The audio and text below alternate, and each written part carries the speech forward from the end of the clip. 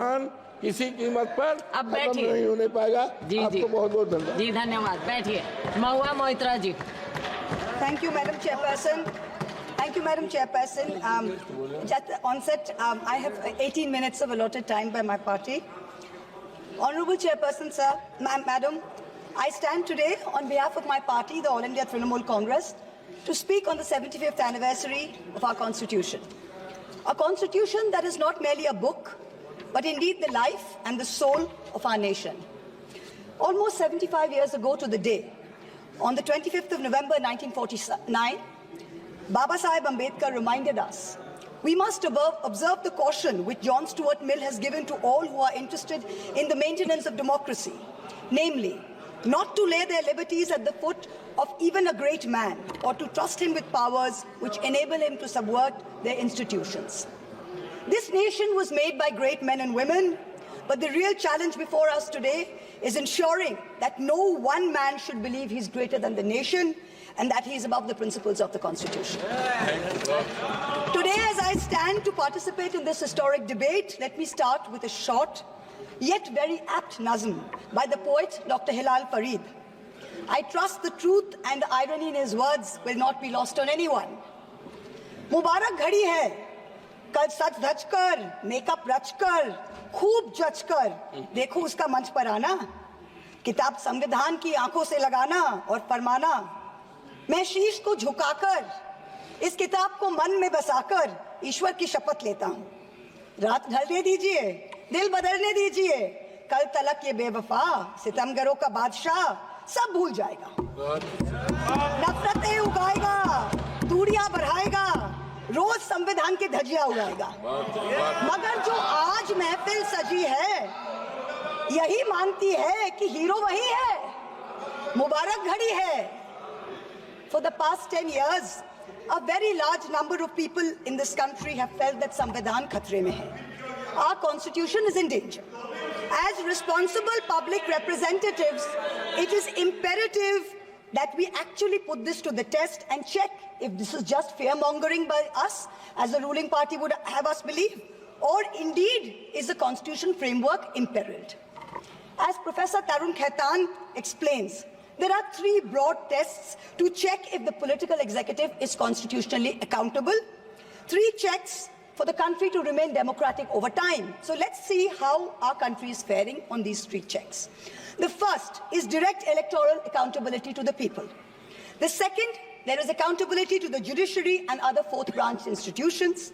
And third, there is accountability rendered by the media and civil society as watchdogs of the citizenry at large. The ruling party has the right to influence policies over a large range of matters. You cannot take away that prerogative, but it cannot usurp power in a way that kills constitutional rights for the rest of us. This government, this ruling party, when confronted with this charge, uses only one defense. What about Mrs. Gandhi's emergency? Yes, that was a full frontal attack on democracy. No question about that. But we saw it for what it was. This government's modus operandi has been indirect and creeping, an incremental systemic assault for the past 10 years. The Modi government has consistently sought to erase the distinction between the party and the state by undermining and capturing all the mechanisms that seek executive accountability. It is killing our constitution by 1,000 cuts.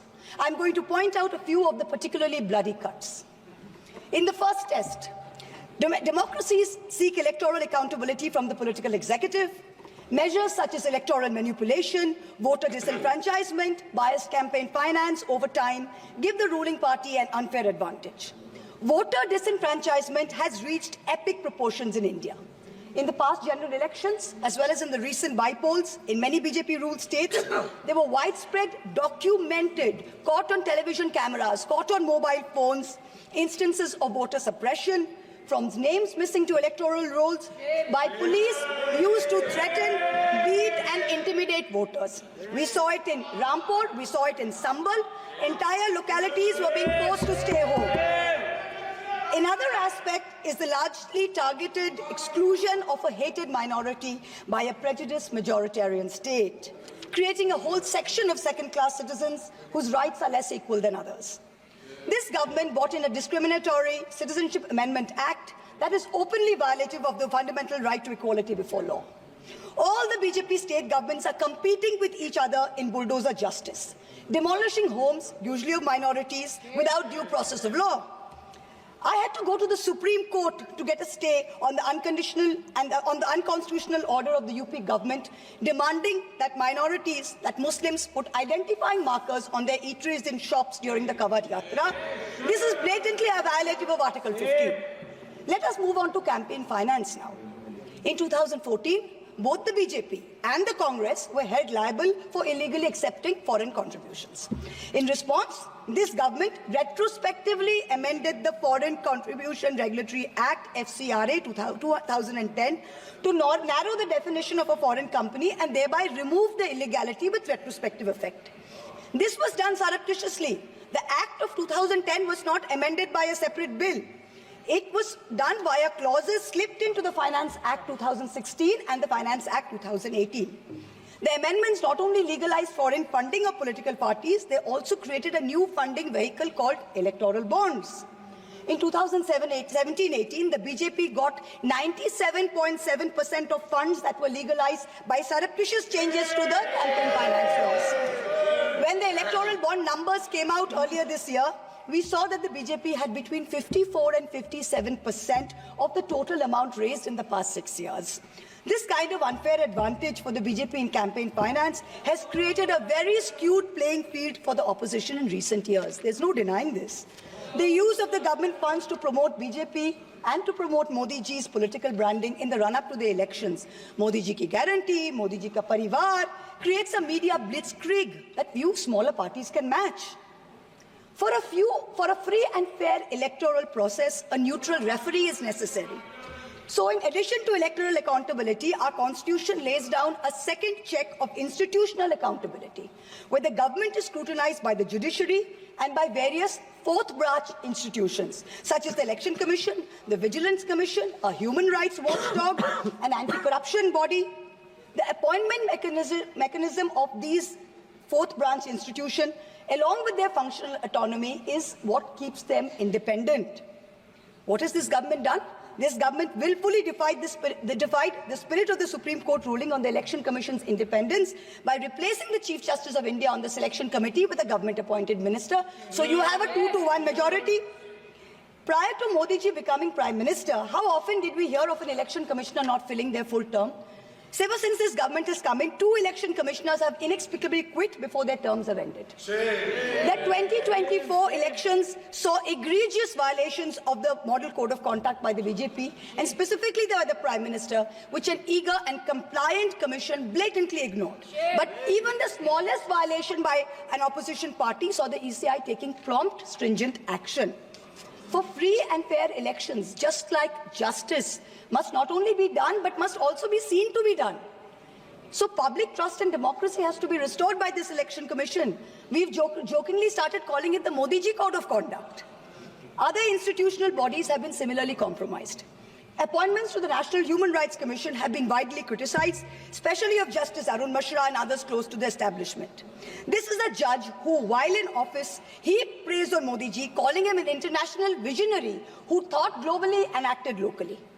And lest the Treasury benches claim this assessment is a biased one, please remember, it is precisely this kind of appointments that have undermined the independence of the NHRC, so much so that the NHRC has lost its UN accreditation. The NHRC can no longer represent India or vote at the UN Council of Human Rights. Allow me to turn to a simple instance of what human rights under the rule of law means: the right to bail. The erstwhile outgoing Chief Justice of India waxed eloquent recently about how the right to bail has been granted during his tenure for all. A range of under-trials, from A to Arnab to Z for Zubair. His alphabet, unfortunately, seems abbreviated because it did not include G for Gulfisha Fatima, didn't include H for Hani Babu, didn't include K for Khalid Safi, didn't include S for Sharjul Imam, and U for Umar Khalid, and countless others. The former Chief Justice made it a point to say that the Supreme Court is not meant to act like the political opposition. We in the political opposition don't need the Supreme Court to do our job. We are not asking it to. But what troubles us is that some members of the higher judiciary appear to be doing their best to compromise the independence and integrity of our constitutional courts. I do not think that the framers of our constitution ever imagined a scenario where judges would rely on private conversations with God to write judgments, rather than on objective logic, on reasoning, and on the law and the Constitution. The Honourable Defence Minister, in a speech this morning, mentioned the courage of the late Justice H.R. Khanna to dissent in 1976. May I remind everyone that Justice Khanna lived for 32 years after 1976 under a largely Congress regime, long enough to write his autobiography, which the minister quoted from. Unlike poor Justice Lohia, who's resting in peace long before his time.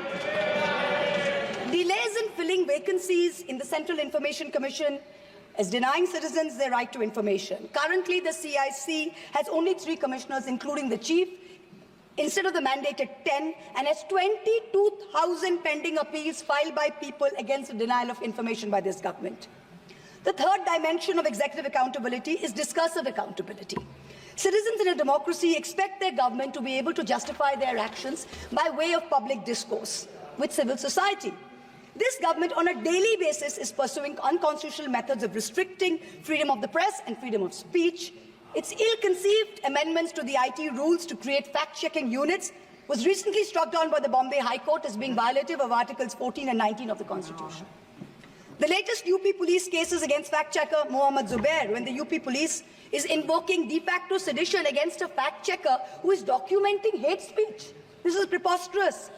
I am one of the petitioners challenging the constitutionality of the sedition law, and the Supreme Court has very clearly stated that no coercive action will be taken on alleged sedition cases till the matter is decided. Yet the government doesn't stop. The Bharatiya Nyaya Samhita, which the ruling party brought in last year when most of the parliamentarians were suspended, they said we are dropping sedition, but you also replaced it with a far more draconian Section 152. There's also something else which we all need to think about. The BNS for the first time adds terrorism as a punishable offence and defines it as an act that intends to threaten the unity, integrity and security. So the crime of terrorism is no longer anchored in an actual act. It's anchored in an intent or a thought. This means that from now onwards, the parents of disappearing Kashmiris or disappearing Manipuris who are protesting peacefully in a park can be accused of being terrorists. What they do or do not do in that park while they assemble is besides the point. As long as a police officer is convinced that they have the intent to do something, they can be terrorists. This makes terrorism a thought crime. Madam Chairperson, this is closer to the letter and spirit of the dystopian reality in George Orwell's 1984 than it is to the Constitution of India. Let me turn to how the policy of 1,000 cuts has damaged our institutions. Institutions like the Enforcement Directorate and the CBI have turned into extortionist departments for the government.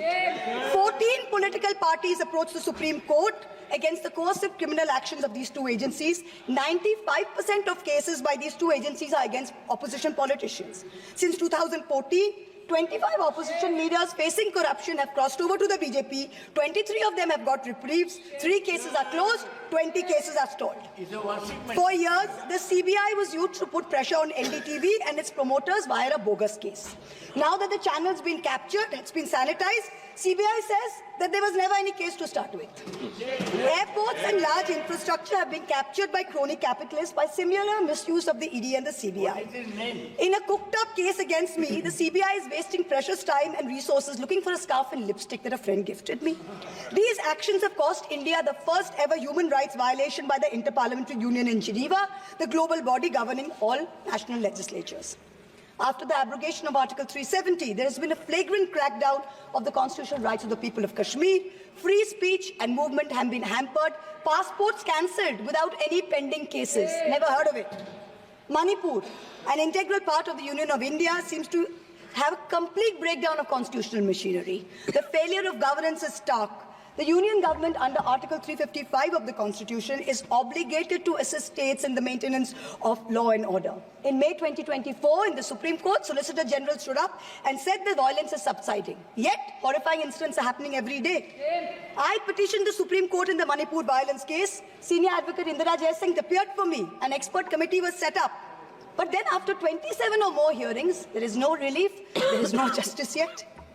Time constraints don't allow a more in-depth analysis, but it is crystal clear that this political executive of the past 10 years has systematically eroded democracy. It failed spectacularly on all three tests of constitutional accountability laid out by Professor Khaitan. Our constitution is bleeding from 1,000 cuts. Samvidhan khatre mein zarur hai. The need of this hour is to ensure that the idea of India survives in its purest form. This burden is heavier on some of us than on others.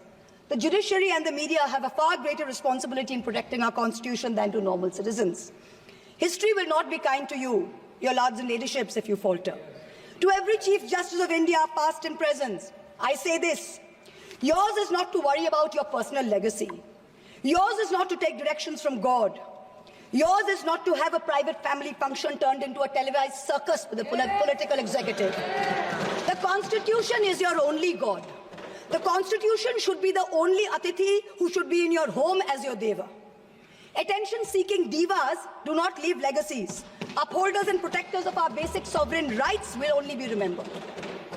To the media, I say, you play a huge role in guaranteeing our democracy's survival. Live up to it. To taking a few liberties with Faiz Ahmed Faiz's immortal words, let me tell you. सब ताज उछाले जाएंगे, सब तख्त गिराए जाएंगे, बस नाम रहेगा संविधान का. In conclusion, I pay homage to the 17 women of India's Constituent Assembly who laid the path for all of us like me to stand here today. And I would like to remind us of Vijayalakshmi Pandit's words. Freedom is not for the timid. Protecting our constitution in these harrowing times requires courage. Let us rise to it. We will succeed. Jai Hind. Jitnam Bika Pal ji.